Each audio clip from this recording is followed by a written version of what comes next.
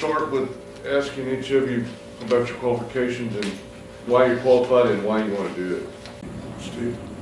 Well, since the last time I was here, I've added another qualification in my list. I became treasurer of a 501c4, and I've been doing that for the last 2 years, so I got a little bit of experience with organizations now.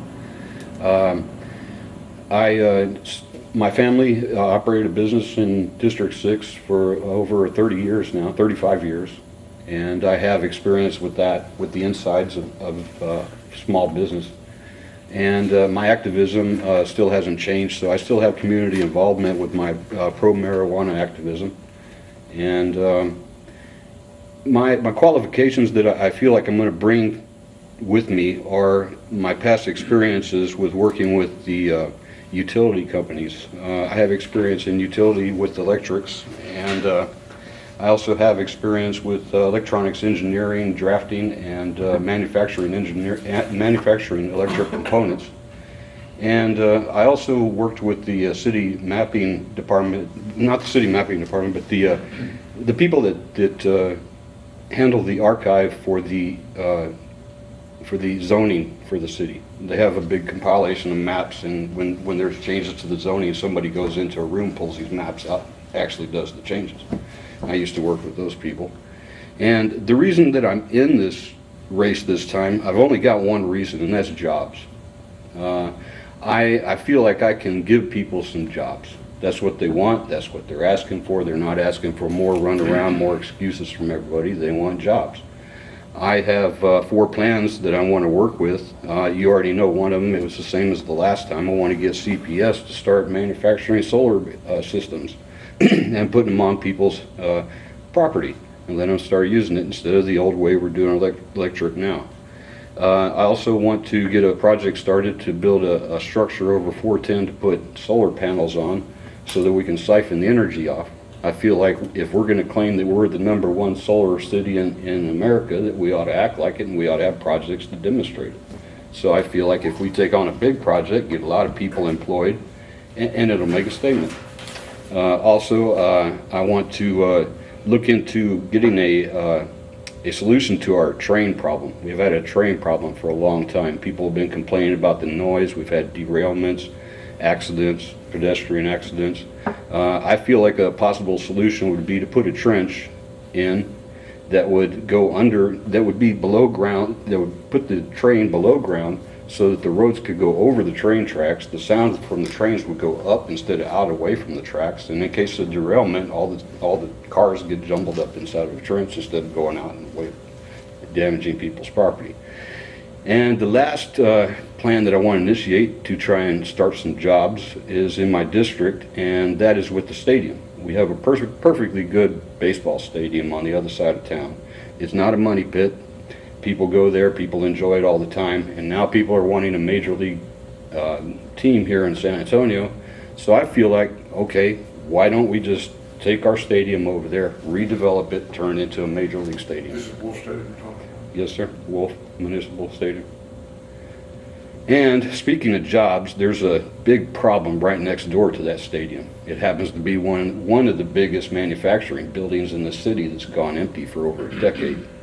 And I don't understand why there isn't any business in it employing people.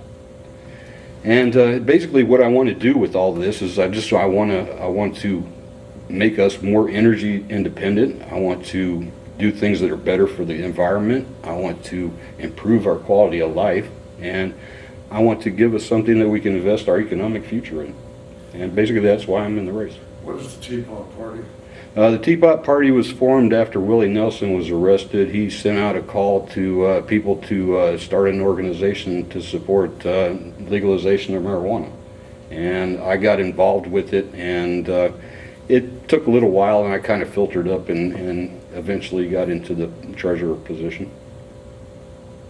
Do you smoke marijuana these days? Well, I'd rather not answer that, but I support it all the way. I support legalizing, decriminalizing, and medical. If you're engaged in illegal activity on a regular basis, do you think that's a problem for a council member? It's always a problem. For everybody? Yes. Yeah. No matter what the illegal activity. Sure, well, I was gonna ask you gentlemen, okay, he's making a case for why he deserves re-election, why not wait and let him finish out the 8 years he can serve, and then you're qualified, you've got a job, just wait, why run now? Steve, why now? The original question was, Yeah, why not let Ray do 2 more terms? Nobody seems to have, well, Ray has some problems with his service, but why now? Why challenge him now? Why do you want to replace him?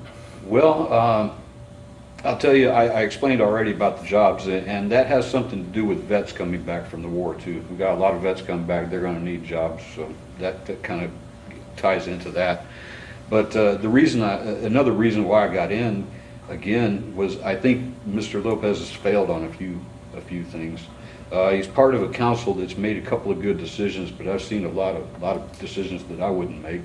Like when he first got back in after the election that last time, they spent another $1 million on lights on the Riverwalk again. I don't think I would have voted for that. Also, like I explained earlier, there's a big manufacturing building in our district that's sitting there empty, and he's the councilman. He should have found somebody to get into that building to start supplying jobs. So I kind of attribute that to a failure there. And the Nexalon, that Nexalon project, that's got me up in arms too. It's looking more and more like it's going to be a dead horse. So those are kind of a few of the reasons why I decided to get back in again. Do you support Saul's push for another 4 years of rate increases? Are you satisfied with their efforts in obtaining additional water resources for San Antonio? Steve? Well, I hear people complaining about it, so my general consensus that I hear is they don't want any more increases to their water. But it's a fact of life that if we're going to have to work on these projects, that we're going to need money. And the plan that was approved by the state to give money to the water districts to start improving their water supply isn't going to be enough. So we are going to need more money. So we are going to have to see more rate increases. And that's just going to be the fact of life. Well, thank you all very much for coming. We appreciate it. Thank you.